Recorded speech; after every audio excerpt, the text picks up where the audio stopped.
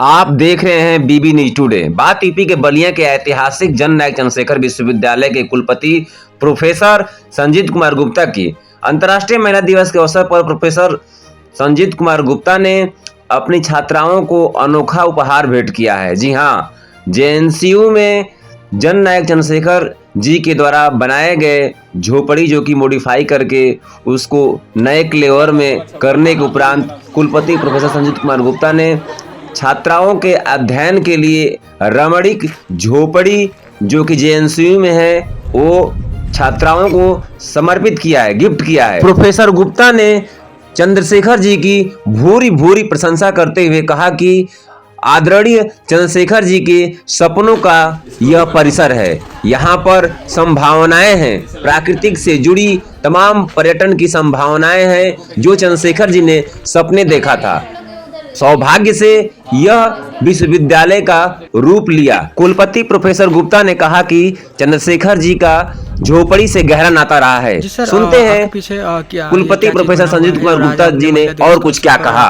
बच्चियों को अपने गिफ्ट के रूप में दिया, क्या चीज़ है ये? मुझे बताते हुए बड़ा हर्ष हो रहा है कि जिस परिसर में मैं हैं वो आदरणीय चंद्रशेखर जी के सपनों का ये परिसर है। उन्होंने इसे युवाओं का और पर्यटन का एक बड़ा केंद्र बनाने का संकल्प लिया। यहाँ युवा आवें और यहाँ के प्रकृति के वातावरण से जुड़कर और उत्साह उमंग के साथ जीवन व्यतीत करें, यहाँ पर आकर कुछ समय वो व्यतीत करें, ऐसा उन्होंने संकल्प लिया था। जैसा कि मैं तो दूसरे ज़िले का रहने वाला, लेकिन यहाँ के जन से ये बात सामने आई कि यहाँ पर वो एक अच्छा परिसर चाहते थे जिसमें नौजवान और लोग समाज के आएँ, और ये सौभाग्य है कि इसको विश्वविद्यालय के रूप में डिक्लेयर किया गया। निश्चित रूप से विश्वविद्यालय में नौजवान ही रहते हैं और सब नौजवान ही सर्वाधिक आने वाले हैं, तो नौजवानों के लिए एक केंद्र बन गया। अब हमारे सामने एक चुनौती भी था, हमारे सामने एक अवसर भी था कि हम इसको इस प्रकार से विकसित करें कि जो चंद्रशेखर जी के सपनों को पूरा कर सके। ये जो एक झोपड़ी पीछे दिख रही है, चंद्रशेखर जी का आप सब जानते हैं, चंद्रशेखर जी के साथ झोपड़ी शब्द जुड़ा ही रहता है। उनकी झोपड़ी यानी क्योंकि वो पूरे ग्रामीण परिवेश के और ग्रामीण मूल्यों को जीवन जीते थे, उनको झोपड़ी की महत्ता समझ में आती थी। इस नाते वो झोपड़ी शब्द उनके जगह जगह झोपड़ियों की स्थापना, उसमें वो बैठने उठने का उपक्रम करते थे। वो इस परिसर में उन्होंने करीब 5 झोपड़ियाँ इस प्रकार से जो आप देख रहे हैं बनवाई थी, लेकिन कुछ समय की परिस्थितियों के कारण से ये सब झोपड़ियाँ एक प्रकार से कह सकते हैं निगलेक्टेड हो गई, या यहाँ पर इस प्रकार की स्थिति हो गई कि वो उसमें हम आना जाना संभव नहीं था। फिर मैं परिसर में ही रहता हूँ, तो मैं यहाँ जब घूमने टहलने लगा तो मुझे ये भान हुआ कि मैं इसको क्यों ना ही उसी कलेवर में ला दूँ जिसमें चंद्रशेखर जी ने सपने में देखा था और जो बनवाया था। फिर हमने उस पर काम करना शुरू किया और ये झोपड़ी को फिर कुछ रिपेयर करते हुए, मेंटेन करते हुए इसे रंग रोगन अच्छे से कराया। और हमारे यहाँ बीएफए के बच्चे हैं, बैचलर ऑफ फाइन आर्ट के, वो बहुत उत्साही हैं। उसमें विशेष रूप से आज देखेंगे, आपने देखा भी होगा, महिलाएं बहुत ज़्यादा हैं, तो सब लड़कियां ही उसमें पढ़ती हैं। तो मेरे को समझ में आया कि इन बच्चियों के लिए यही, क्योंकि वो बाहर सड़कों पर बैठकर या जगह जगह पेड़ के नीचे बैठकर वो कुछ ना कुछ चित्रकारी करती हैं, वो बैठे परिसर में घूमते रहती हैं और अच्छे अच्छे चित्र बनाती रहती। तो मुझे लगा कि बालिकाओं के लिए एक सुंदर सा ये झोपड़ी उनको गिफ्ट के रूप में हम आज समर्पित कर दें और महिलाओं का सम्मान भी होगा। तो मैंने उन लोगों को बुलाया था और उनसे कहा कि ये आपके लिए है और आप इसमें बैठो, अपने जो है चित्र भी बनाओ, अपने जो है कुछ बातचीत करो, यहाँ कुछ पढ़ाई करो। ये सब बातों के लिए वो झोपड़ी उनको हमने दिया है और झोपड़ी में रहकर वो कुछ अच्छा एहसास करेंगे और एक अच्छा यहाँ चारों तरफ प्राकृतिक वातावरण है, उसके कारण से उनका मन भी अच्छा होगा और अच्छे से वो अपने मन योग से काम करेंगे। जेएनसीयू में तमाम विकास के कार्य चल रहे हैं। आप बतौर कुलपति, मैंने कुलपति बहुत सारे देखे हैं, लेकिन आप धरातल पर आकर कर्मयोगी की तरह आत्मीयता के साथ लगे हुए हैं। ये प्रेरणा कहाँ से मिलती है आपको? वास्तव में देखिए, मैं पैदा ही हुआ हूँ मिट्टी में, और मिट्टी से मैं इसलिए कह रहा हूँ कि वो लोग हॉस्पिटल में पैदा होते हैं या कहीं बड़े वीआईपी हो उसमें पैदा होते हैं, तो मैं तो कहता हूँ मैं मिट्टी में पैदा हुआ हूँ, इसलिए क्योंकि मैं ग्रामीण परिवेश का हूँ। हमने प्राइमरी स्कूल में पटरी और घुटारा लेकर भी पढ़ाई की है, उन परिस्थितियों को खूब बाखूबी समझता हूँ। दूसरा एक अपने स्वभाव में है, ये मैं मान के चलता हूँ कि ईश्वर ने मुझे इस प्रकार से इस काम के लिए शायद भेजा ही हो कि आप जो है इस ज़मीन पर जुड़कर ही काम करेंगे।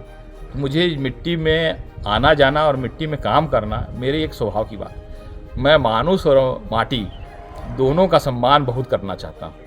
हमारे लिए हर मनुष्य के अंदर ईश्वर दिखता है और हर माटी में मुझे भगवान दिखते हैं, ऐसा मैं सोचकर, ये मेरे जन्म से ही मेरे अंदर गुण है और हमने मिट्टी में खेला है, इस नाते उस मिट्टी से लगाव होने के कारण ये मिट्टी में काम कर पा रहा हूँ। एक अंतिम सवाल सर, जिस तरह से आप वर्क कर रहे हैं, लगातार आप लगे हुए हैं, आपके साथ तन्मयता के साथ आप वित्त अधिकारी जो हम लोग हैं लगे हुए हैं, आप दोनों की कॉम्बिनेशन काफ़ी यूनिक दिख रही है, इसके बारे में क्या कहना चाहेंगे आप? अब देखिए अधिकारियों में क्या है, देखिए अपना कोई ऐसा तो कोई इस प्रकार का स्वभाव ही नहीं है। हमने कहा ना कि मानुष मैंने सब में ईश्वर का वास देखता हूँ, और जब मेरे पास कोई नौजवान दिखता है तो मेरा उत्साह दुगना हो जाता है। मैं मानता हूँ कि अब हम हमारी उम्र थोड़ा इस प्रकार की हो गई कि अब हम हीरो नहीं डायरेक्टर की स्थिति में आ गए, लेकिन हमारे हीरो कौन हैं? आनंद दुबे जी जैसे लोग हैं हमारे यहाँ हीरो, कौन हैं? अनुराधा राय जैसी लोग हैं, प्रियंका सिंह जैसे लोग हैं, ये हैं वास्तव में काम करने वाले लोग ये हैं।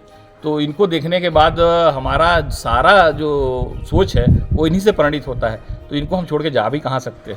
और इनका भी स्वभाव, इन लोगों का स्वभाव भी ऐसा है जिसके कारण से हमारा भी मन करता है कि इनको आगे लेकर और इनके साथ मिलकर काम करेंगे तो जो हम सोच रहे हैं वो परिणाम में बदलेगा। अंतर्राष्ट्रीय महिला दिवस पे सबसे पहले हम सारी माताओं को जो प्रणाम करते हैं, उन्हीं की वजह से हम लोग का जन्म होता है, पोषण होता है, हम किसी पद पर पहुँचते हैं, शिक्षा दीक्षा सब उन्हीं की वजह से होता है। तो हम सभी लोग एक बार शुभकामना देते हैं अंतर्राष्ट्रीय महिला दिवस। लगातार हमारी जो सरकार है वो महिलाओं को उत्थान के लिए प्रयास कर रही है।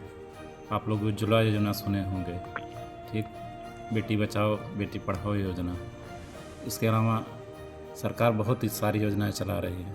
हमारे जो विश्वविद्यालय है, जो शैक्षणिक संस्थान है, सब महिला उत्थान के लिए लगे हुए हैं। लोगों को सामाजिक जो सोच थी उसमें भी परिवर्तन आया है। लोग आज अपनी पत्नी को, अपनी बहनों को, बच्चियों को पढ़ा रहे हैं, उनको आगे बढ़ा रहे हैं। तो महिलाएं हर पद पे सुशोभित हो रही हैं। चाहे आप देखेंगे राष्ट्रपति पद पे हमारी, ठीक, जो आदरणीय है वो महिला ही हैं। हमारे राज्यपाल मैडम भी वो महिला ही हैं। तमाम जज हर क्षेत्र में महिलाएं किसी से कम नहीं हैं।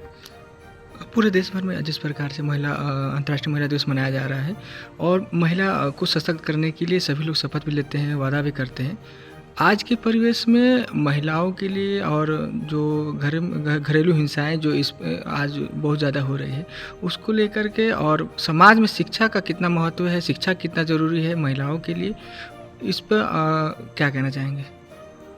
शिक्षा से महिलाओं का उत्थान तो होता ही है, लेकिन शिक्षा में जैसे आप देखेंगे NEP नेशनल एजुकेशन पॉलिसी 2020 है, तो उसमें तमाम और चीज़ों को शामिल किया गया है। जैसे आप पढ़िए, आगे बढ़िए, उत्थान विकास होना बहुत ज़रूरी है, लेकिन हमने अपने मनो मस्तिष्क, अपनी भावनाओं पे कंट्रोल करना बहुत ज़रूरी होता है। आप इमोशनली स्ट्रांग बनिए।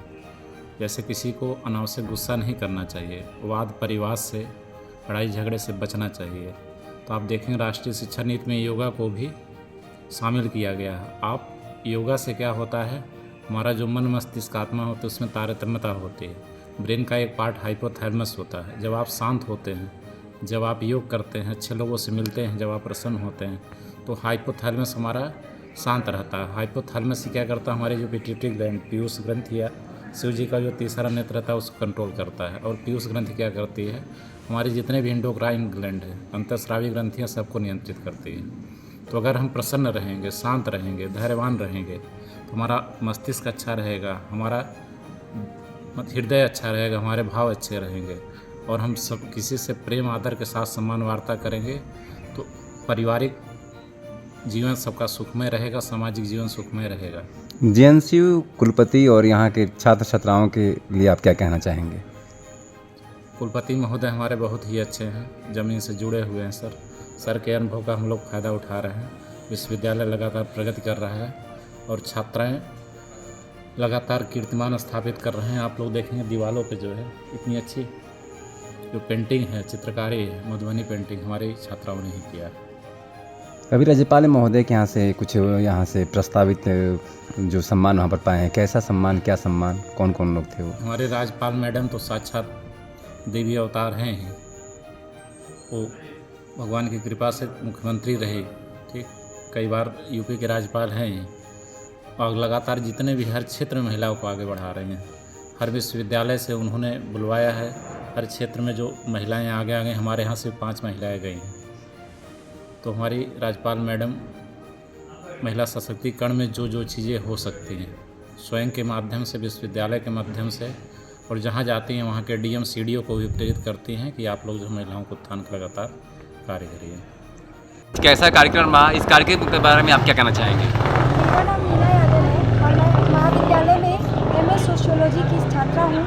और आज इंटरनेशनल वुमेन डे यानी अंतर्राष्ट्रीय महिला दिवस हमारे विश्वविद्यालय परिसर में मनाया गया है। तो मैं इसमें संचालक के रूप में थी और ये महिलाओं के प्रति एक नया दृष्टिकोण है। और ऐसे कार्यक्रम, मैं यही कहना चाहूँगी कि ऐसे कार्यक्रम हर जगह आयोजित होने चाहिए, क्योंकि ये महिलाओं के हित में है और इससे महिलाओं के अंदर प्रेरणा जागरूक होगी। धन्यवाद।